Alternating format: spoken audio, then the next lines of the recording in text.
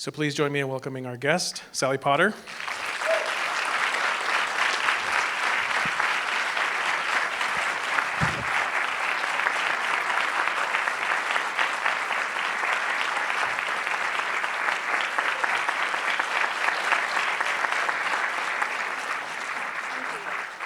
Welcome back to Lincoln Center.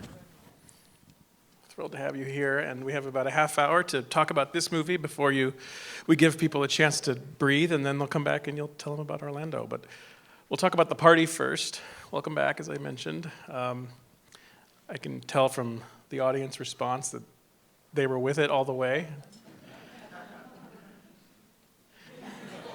I was struck by something that you said about the making of the film, and I think you could apply this idea to the film from a few different perspectives, and that is the idea that there's really nowhere to hide in this movie. And I think that's such an exceptional way for one to describe the experience of watching it, the experience of engaging with these characters as they're engaging with each other. Maybe you could use that as a jumping off point to kind of elaborate on kind of the notion of creating this space and this story in which there's really nowhere to hide. Well, there is the bathroom. That's true. That's true. With a lock on the door. It's about the only The place of retreat, the place where women seem to end up having all the most important conversations, and certainly teenage girls, it's the private space with a lock on the door, perhaps teenage boys too. Yeah,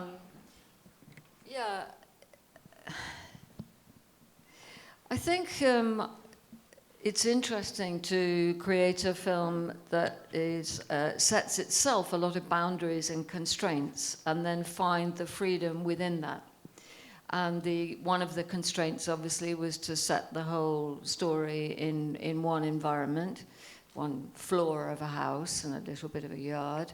And the next was to set it in real time, apparently unfolding anyway in real time, and see how big an arc of change and discovery one could arrive at in a mere 71 minutes.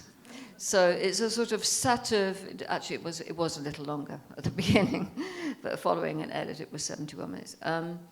And I think and it was shot in 2 weeks. The Brexit vote happened halfway through the shoot, so people turned up crying. It was as if the world outside was reflecting and amplifying the world inside this very enclosed space. And of course, what's happening within that enclosed space is that events are amplifying the inner world of the characters. So it depended heavily on wonderful risk-taking actors who could embody the inner spaces within this enclosed space. It's interesting that you reference the Brexit vote, and it's a film that is very much about, well, first of all, it's a film that's very much about these individual characters and the relationships between them, but it also is very much about what's happening in our world, the kinds of conversations that are happening in our world, the responses and reactions, and the kind of grappling with so much of what's happening. And yet, at the same time, we're laughing. And we almost need that kind of opportunity. Look, laughter is the best medicine. We're in troubled and sick times. And this was, one tries to find phrases to grasp at in the chaotic, in a way, process of evolution of a piece when it could go in any direction and anything's possible. So I had a couple.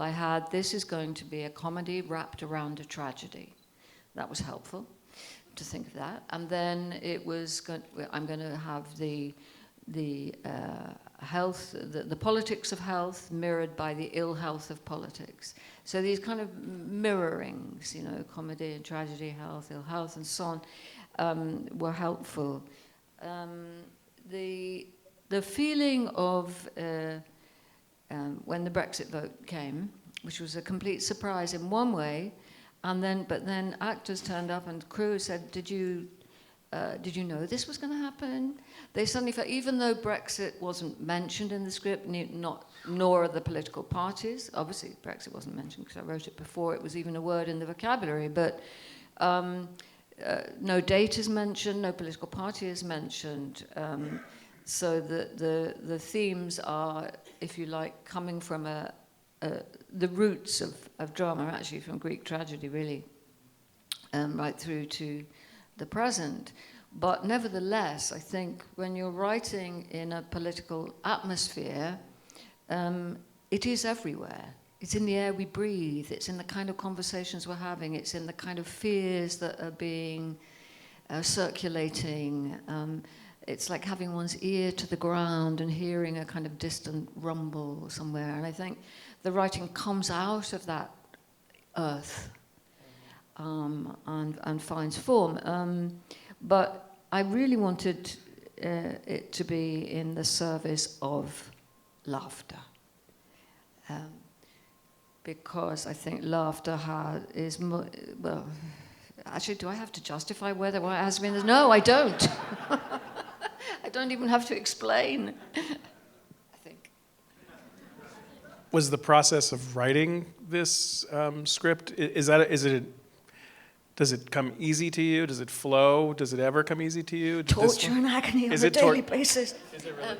No, I just get on with it, you know, and some days it's easy and sometimes it's terribly hard and lots of it gets thrown away and it's endlessly rewritten and so on. But funnily enough, or perhaps not so funnily enough, there were parts of this that were very easy to write. And when I'd finished the film, as I sometimes do, I go back rifle through my filing cabinets to find out the very first manifestation and see how closely it resembles it or how far I have drifted or developed. And I read the first page and I thought, fuck.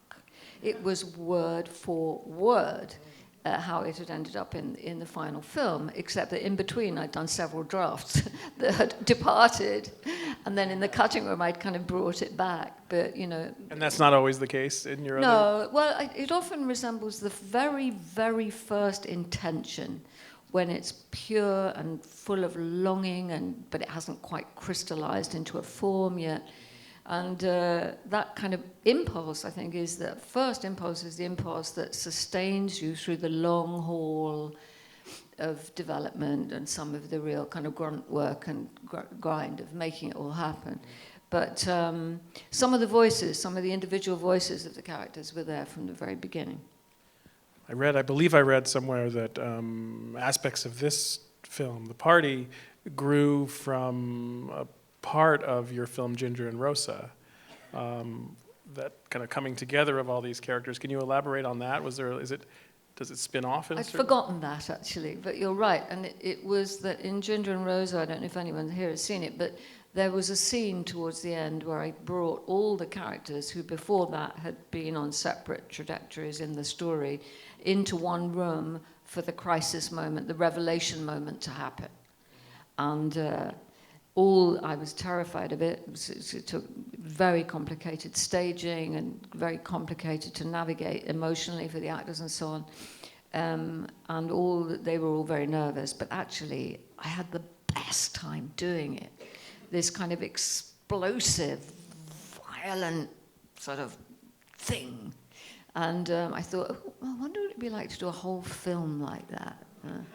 Just get these characters basically into a room, you know, and then see where I can go and see if it can keep unpeeling, you know, one mask coming off after another, and have that become an echo then of the political climate at the time, or rather a contradiction to it, where at that point in the UK, subsequently it has changed, but left and right, the Labour Party and the Tory Party, had gone into a central place, and it was talking about centre politics, and the same rhetoric was being used by both sides, and the rhetoric that was being used was the rhetoric thought necessary to win. So an absolute outbreak of total insincerity on all sides. It was nauseating. So then how to work with this inability to tell the truth and where it leads us. And Now, of course, the issue of truth, philosophically and actually, and facts and so on, has become all-encompassing. But at that point, it was more one of the rumblings and grumblings, that I was talking about. I want to make sure to give our audience a chance to ask you some questions, and I know we only have a certain amount of time, so I want to jump to that now. And if you have a question, please raise your hand. We have microphones on either side of the theater. And if you raise your hand now, we can go right up here. I see a familiar face. Hi, thanks for a brilliant film. I was just curious about the music. I think you did some of the music for Orlando and have a background in music, so I just wondered what your approach to the lovely music in this film was. Okay, well, clearly I made the decision to not have a score in the accepted sense, no invisible hand helping us to know what to think or feel and so on, and to have all the music be the soundtrack of Bill's life, who at the beginning, in a way, is in a place of silent despair. We don't know why. But his record collection, his vinyl collection, would be something he had evolved over his life and would give us clues about perhaps his unfulfilled longings or his aspirations or his identification with something outside his own culture or whatever. Also, I wanted to choose pieces that often functioned as counterpoint rather than underlining, and would set up another kind of tension, therefore, with what was happening, or humor, actually. Quite a lot of those pieces, I already knew what I wanted, and they were in the script. Several I thought of while we were shooting and brought them onto the set to play to the actors so they knew what was going to eventually be on the track. What they were working against, and that was very helpful, especially, for example, in the scene with when Killian's character keeps running back and forth and changing the music. When I brought those in and played the music that they were going to be working to, we spent a long time falling about, laughing, all of us, and then working on the scene. They're also each pieces of music that are brilliant in their own right, with amazing, extraordinary, expressive musicians, whether that's Albert Ayler or Coltrane or Bo Diddley or all of them, and that therefore are again not music to to actively not listen to, which film music often is there to function in that fashion, but which is more like a musical reference that many people might share. They also all happen to be from my personal collection and pieces that I love and have wanted to find a place for in a film for some time. I love the notion that we're listening to your iPod now. So now we got your music my vinyl your collection. vinyl collection, Yeah. of course. Yeah.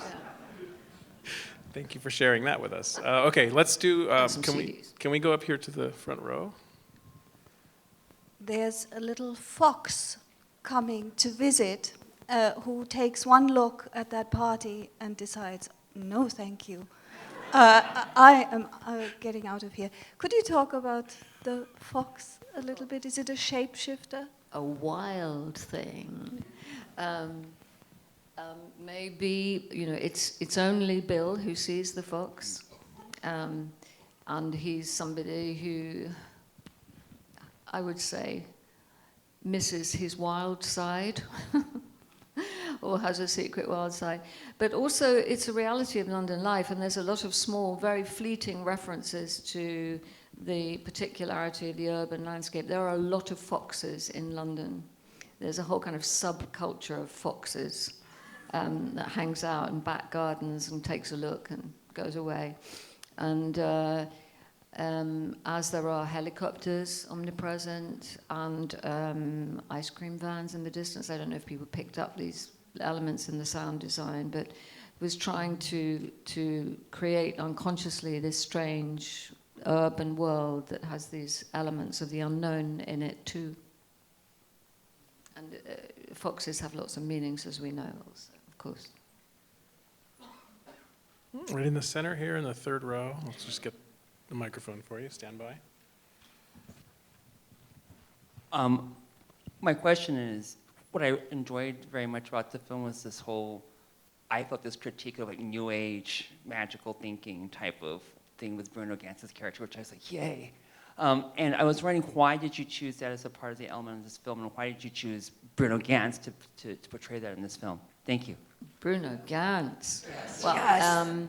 Yes. ever since I saw Wings of Desire with Bruno Ganz playing an angel, I thought, this is the man for me, this is the actor for me. But every time I wrote a script, I thought, is there a part for Bruno Ganz? And I would look through, the female lead, whatever. Not really. So finally, when I wrote this, I thought, Gottfried. And approached him, and he wanted to play it. But for me, funnily enough, when he and I talked about it, when I went to meet him for the first time in Zurich, Bruno, does not believe in alternative medicine and healing and so on at all. But his way into thinking about the character was, in a way, a sort of almost mythic level of the fool. For me, on the contrary, I agree with a lot of what Gottfried has to say. Not everything, but some of it. And this kind of debate about what, you support the right to healing, to medicine, free medicine in the UK. As I'm sure you all know, we have an ailing but nevertheless functioning National Health Service where anybody who walks in off the street of any kind and any description, any age or any race, gets free medical care.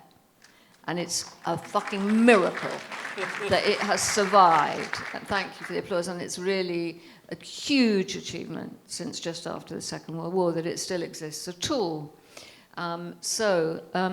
The right to that kind of care, which is Janet it is said in the story, is supporting, and is of course challenged when she finds out Bill's gone to pay privately for some medicine. This is challenging, but is also challenged by Gottfried's belief system about, well, actually, is that kind of care the best way to get healthy and stay healthy?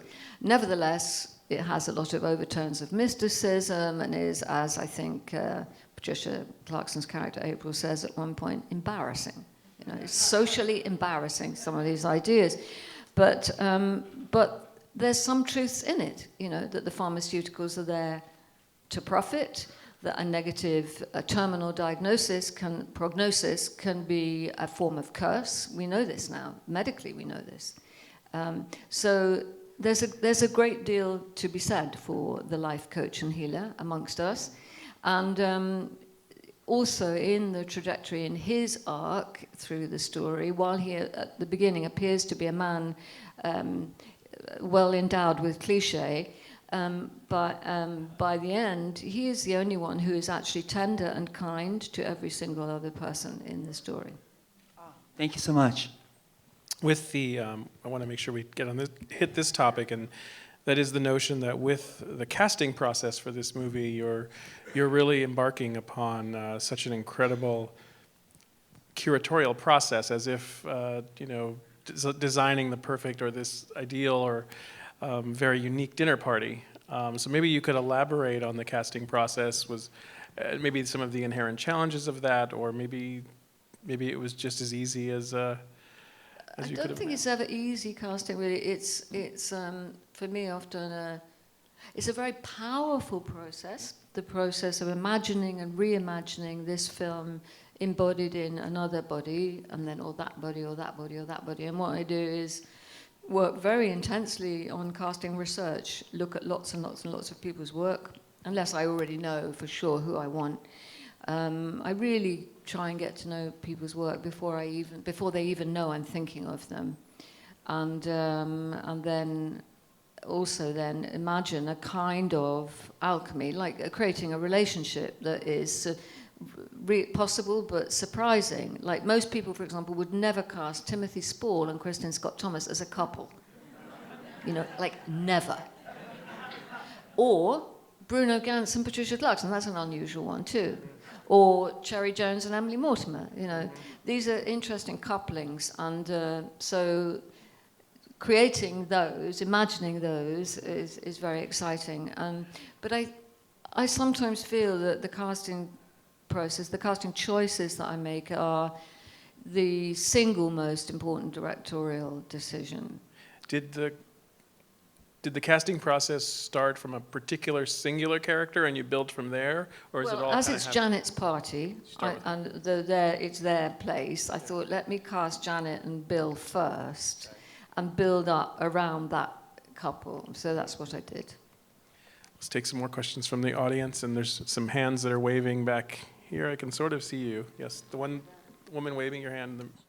Sally, I think it's a fantastic film, but we live in an age when it's easy to say all politicians are cynical, right?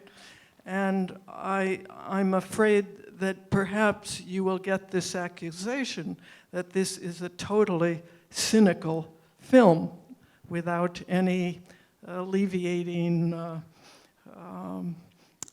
aspirations or manifestations or whatever.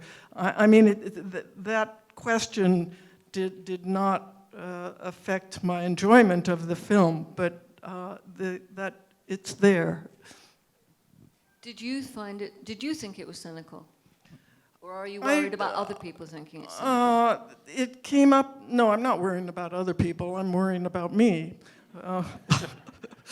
And maybe you. I mean, it's just something that I'm involved in writing something now, and I showed it to someone, and they said, "Well, it's so negative, right?" And yeah, but we have to be negative about what's going on around us. But what else can we do? What else can we say? I think there's a time and a place for a harsh look when things aren't going as they might, but that it comes from a compassionate and loving place. And I think cynicism is a very, very, very different state of mind. The opposite of laughter. The opposite of laughter. Yeah. But also, what I wanted to do in this instance was set up, for example, Patricia Clarkson's character, April, set her up at the beginning so that you might think she's cynical. Democracy's finished, lots of off-the-cuff remarks and so on. But before 70 minutes are up, we see that she is talking tenderly and beautifully to her friend about, remember all those marches we went on together thinking someone in power would listen? Well, now I'm a realist. And she starts talking about direct action. Now, this is not a cynic.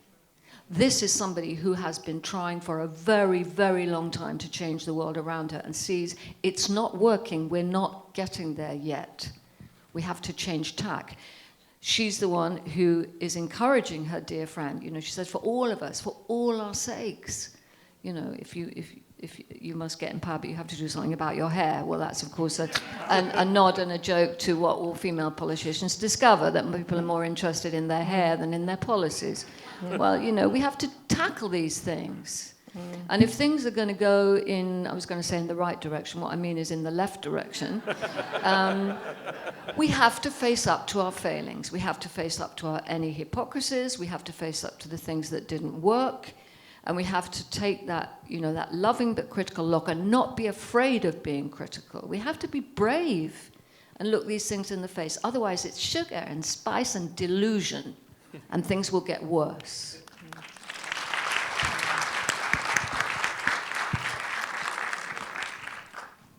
Was there someone else in the back before I come? Can we go over to this side now? Yes, right here. Yes, you. Yes, hi. Sorry. Hello. I love the film, thank you. And I wanted to ask, how did you arrive at that last moment, the end? Can you just talk about it? And Which last moment? The very, very, very last moment? Yes, and was it always there, and everything about it? Yeah. It was nearly always there. I'm trying to remember the various drafts. It came in, it went out, it came in, went out. That happened again in the cutting room. It was certainly there before shooting. So it was finally that resolution. I think, the Chekhovian thing about once you start with a gun, you've got to find a resolution somewhere. But the whole dance of the gun and in whose hands it is and what's happening and so on, it also needed to come to fruition. But it was always there, the secret that she's carrying, the secret affair. And I've been most gratified by the fact that so far 99.9% of the audience have said they didn't see it coming. So We're almost out of time. Yes? Talk a little bit about how it was filmed. So once the door opened, it was this very wide, long, the black and white, the high contrast. The visuals were like startling. Because using very wide lenses, I don't know how you do close-ups and things. And they're not all wide lenses, but we did a lot of experiments with lenses with Alexei Rodionov, the DP, who also filmed Orlando. This is my third collaboration with him. And he introduced me, for example, to a lens there are only 16 of them in the world, called a periscope lens. I'd never heard of it. Most of the crew hadn't heard of it either. But that allowed us to get down, right with the record, or right into the bath, or right on the floor without having to dig a hole into it. And look that way, and that indeed is very wide. But for those interested in such things, I think a lot of the handheld was on a 25, not as wide as an 18. So the challenge was how to create both movement and a sense of space within this confined space, and also a kind of forensic intimacy with the individuals and what's going on. So quite a lot of handheld and quite a lot of movements discovered in the moment. Although it was all the words were absolutely as written, exactly how to move and do it in the moment was fairly free and quite different from take to take. But the black and white,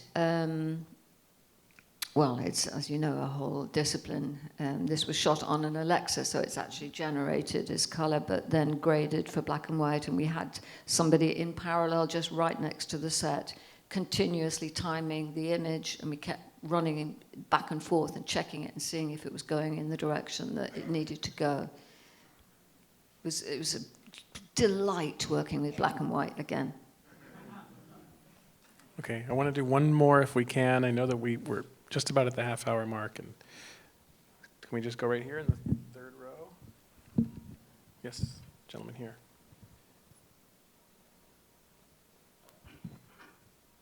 Hi. I was wondering if you'd be willing to share if you've ever been cheated on or cheated on someone, and if you could speak to that. Well, that's an interesting final question, isn't it? But I think, first of all, have you? You have. I don't know anybody that hasn't.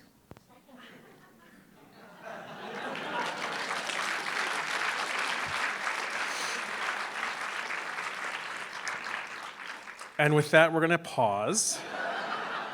I sincerely, we're going to applaud and thank Sally in a moment, but I want to ask you to, if you haven't seen Orlando, or even if you have, it's a truly exceptional, brilliant, beautiful film. We'll be back in about 10 minutes to present that to you, but please join me in thanking Sally for spending this evening with us.